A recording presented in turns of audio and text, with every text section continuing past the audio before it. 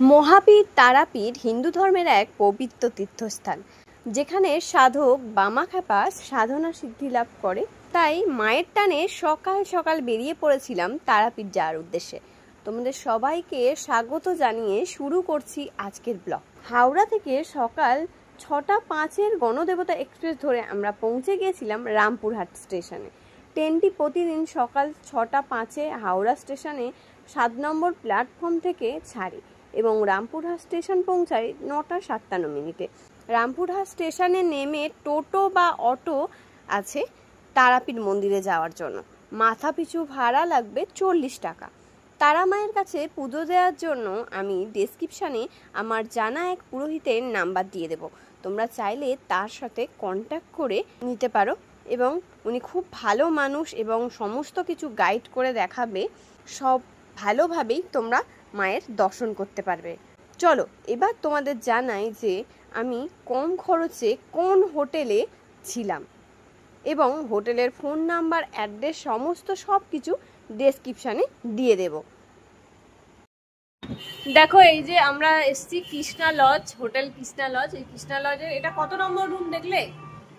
এটা হচ্ছে 202 নম্বর রুম। দেখো এখানে এসি আছে, ফ্যান আছে, টিভিও আছে, দেখতে পাচ্ছ। এটা অনেক নতুন করে করেছে আর কি। যে বাথরুমটা পরে দেখাচ্ছি। এখানে একটা আয়না আছে, এখান থেকে যে ব্যালকনি আছে, ব্যালকনি থেকেও তোমরা দেখতে পাবে সবটা। যে দেখো আমি ব্যালকনি দিয়ে তোমাদের দেখাই। খুব সুন্দর একটা রুম।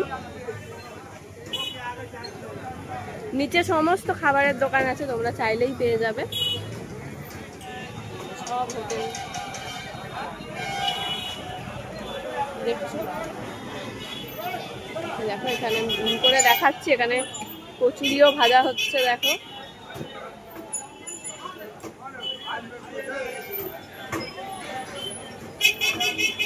বাথরুমটা কোমর লাগানো আছে, গিজারও আছে, সমস্ত সবই আছে এখানে।